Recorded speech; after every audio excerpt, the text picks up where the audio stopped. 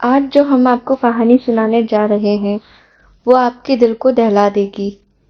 कहानी को सुनने के बाद आपका दिल भी रोने को मजबूर हो जाएगा। हमारी आपसे रिक्वेस्ट है कि इस कहानी को कमजोर दिल वाले ना सुने।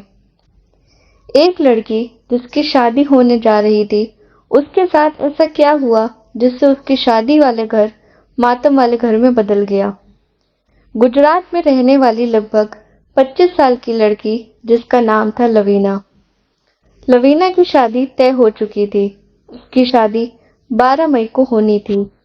अब शादी वाला घर था, खुशी का माहौल था। घर में शादी की तैयारियां हो रही थी। 2 मई को लवीना अपना प्री वेडिंग शूट भी कराती है। वो रोज शाम के समय गुरुद्वारे जाती थी मत्था टेकने।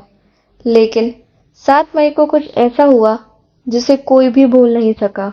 लवीना 7 मई को ठीक शादी से 5 दिन पहले रोज की तरह शाम को गुरुद्वारे के लिए निकलती है।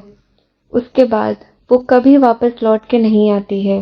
अब रात के 8 बज जाते हैं, 9 बज जाते हैं। फिर घर वालों को चिंता होती है कि उनकी बेटी ऐसे बिन बताए कहीं भी नहीं जाती थी। वो आज कहाँ चली गई। लवीना के घर वाले आसपास, रोड पर, गुरुद्वारे में, मार्केट में सब जगह देखते हैं, लेकिन लवीना का कुछ पता नहीं चलता। सब जगह देखने के बाद जब लवीना का कुछ भी पता नहीं चल रहा था, तब लवीना के पिता ने पुलिस में रिपोर्ट कराने जाते हैं। पुलिस वाले लवीना की गुमशुदगी की रिपोर्ट तुरंत नहीं लिखते हैं। वो कहते हैं, पहले 24 घंटे आप देख लीजिए। पुलिस वालों को लगा था कि लवीना शायद अपनी शादी से खुश नहीं है, इसलिए या किसी और से अफेयर हो, इसलिए वो घर से बिन बताए कहीं चली गई है। जब एक दिन हो जाता है, दूसरा दिन भी हो जाता है, तब लवीना के घर वाले पुलिस पे दबाव डालते हैं। तब पुलिस लवीना को ढूंढने के लिए निकलती है। अगर लवीना को तुरंत पुलिस ढूंढ लेते, तो जो इतना बड़ा शहर में हादसा हुआ, वो शायद नहीं होता। पुलिस लवीना के रिश्तेदार, आस पड़ोस, दोस्त सबसे पूछताछ करती है कि शायद लवीना का किसी से अफेयर चल रहा हो, मगर पुलिस को ऐसा कुछ भी नहीं मिलता। सबका यही मानना था कि लवीना अपनी शादी से बहुत खुश थी। अब पुलिस के लिए ये केस उलझता जा रहा था। लवीना को गुम हुए 4-5 दिन हो चुके थे। अब उसकी शादी वाला दिन था, 12 मई। ससुराल वालों को भी ये पता चल चुका था कि लवीना गुमशुदा है। अब दूसरी तरफ जब शहर के लोग उठते हैं 12 मई को, तो उनके सामने एक समस्या आ गई थी। उनकी नलों का पानी बहुत गंदा आ रहा था। ये शिकायत 1-2 घरों की नहीं थी, बल्कि उस एरिया के सभी घरों की एक जैसी शिकायत थी कि उनकी टंकियों का पानी गंदा और बदबूदार आ रहा है। 1-2 दिन के लिए सबको लगा कि शायद टंकी की सफाई हो रही हो या कुछ और वजह होगी, क्योंकि सरकारी काम है तो कोई दिक्कत आ गई होगी। तो वो कुछ नहीं बोले। सभी मजबूर थे। वो गर्मी का समय था, 12 मई थी। सबको उसी गंदे पानी टंकियों का पीने के लिए मजबूर थे। जब 2-3 दिन हो गए, तब इस एरिया के सभी लोगों ने जाकर नगर पालिका में शिकायत की कि उनकी टंकियों में पानी गंदा आ रहा है। नगर पालिका वालों ने उनकी शिकायत अनसुनी कर दी। वो बोले कि चलिए ठीक है, हम देखते हैं। लेकिन जैसे लवीना को ढूंढने में सिद्धपुर पुलिस ने शुरुआत में लापरवाही दिखाई, वैसे ही नगर पालिका वालों ने भी लापरवाही दिखाई। नगर पालिका ने भी कुछ नहीं किया। उधर लोग गंदा बदबूदार पानी पीने को मजबूर हो गए थे। अब 5-6 दिन हो चुके थे। लोगों का सब्र टूटता जा रहा था। 12 मई से 16 मई आ गई थी, लेकिन लोग वही गंदा बदबूदार पानी पीने को मजबूर थे। फिर लोगों ने अपने इलाकों के नेता मंत्री से सिफारिश कराई कि पानी की जांच कराने के लिए। नगर पालिका ने तब कार्रवाई करी। उनने देखा कि उसी सिद्धपुर के एरिया में बहुत गंदा पानी है, लेकिन और जगहों पर बिल्कुल साफ पानी आ रहा था। करीब 4000 परिवारों के इलाके में वो लोग गंदा पानी पीने को मजबूर थे। 18 मई की सुबह जब लोगों ने देखा कि पानी ही नहीं आ रहा है, तब लोगों का गुस्सा और बढ़ गया। सब शिकायत लेके नगर पालिका पहुंचे। तब जो कर्मचारी थे उनने देखा कि सिर्फ उसी एरिया में पानी नहीं आ रहा है, बाकी जगहों पर कोई शिकायत नहीं थी। अब नगर पालिका वालों ने उसी एरिया की पाइपलाइन की जांच शुरू करी, ये पता लगाने के लिए कि ब्लॉकेज कहाँ पर है। जब पाइप को खोला गया तो उसमें कोई फंसा हुआ दिख रहा था। कर्मचारियों को लगा कि शायद कोई जानवर होगा, तो उन्होंने खींचने की कोशिश करी।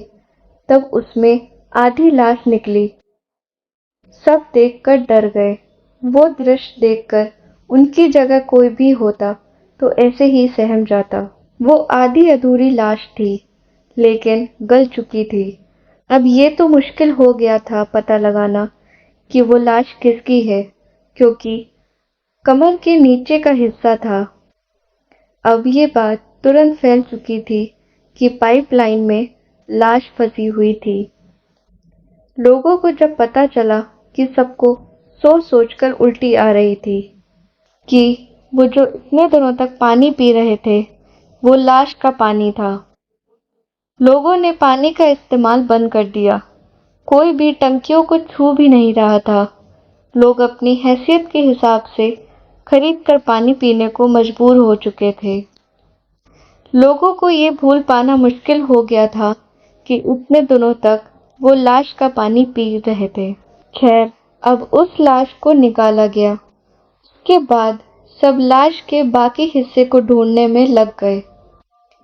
गांधीनगर से एक टीम बुलाई गई रोबोटिक कैमरे की, ताकि पाइप के अंदर देखने के लिए कामयाब हो सके, मगर वो भी ज्यादा कामयाब नहीं हो पाई। तब एक तरकीब सोची कि टंकी के पानी को तेज बहाव से छोड़ने की। उसका प्रेशर इतना तेज होता कि जो भी कुछ भी फंसा होगा निकल जाएगा। और फिर ये तरकीब काम भी की और पाइप से शरीर के कुछ हिस्से, मुंह के कुछ हिस्से निकले, लेकिन सिर अभी भी गायब था। उधर पुलिस के पास में रहने वाली लवीना की गुमशुदगी की खबर मिली।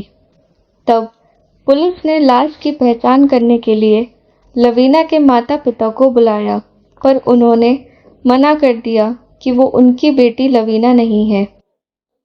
लेकिन पुलिस को शक दूर नहीं हुआ। उन्होंने लवीना के माता पिता का डीएनए सैंपल लिया और उस लाश के डीएनए सैंपल से मैच किया। वो लाश लवीना की ही निकली। लवीना का परिवार गहरे सदमे में था। बेटी की शादी होने का सपना तरह से टूटेगा, किसी ने भी सोचा भी नहीं था। अब पुलिस लवीना के दोषी की तलाश में लग जाती है। सबसे पूछताछ के बाद कोई सबूत नहीं मिल रहा था कि ये आत्महत्या है या हत्या। इस बात का पता भी नहीं चल पा रहा था, क्योंकि अगर ये हत्या थी तो कोई लवीना को क्यों मारना चाहेगा, और उसके बाद पानी की टंकी तक लवीना को कैसे ले गया होगा, क्योंकि टंकी बहुत ऊंचाई पर होती है। और अगर लवीना ने सुसाइड किया तो वो पानी की टंकी में क्यों कूदेगी। अगर उसे मरना होता तो रेलवे ट्रैक जो उसके घर के पास भी था और सुसाइड केस के लिए भी आए दिन होते रहते थे, तो वहां पर क्यों नहीं गई। अब तक ये केस एक पहेली बना हुआ है और आज भी लवीना को इंसाफ नहीं मिला है। आपकी इस बात पर क्या राय है, हमें कमेंट कर ज़रूर बताएं। और रियल क्राइम्स वीडियोस को देखने के लिए चैनल को सब्सक्राइब ज़रूर करें और वीडियो को लाइक शेयर ज़रूर करें।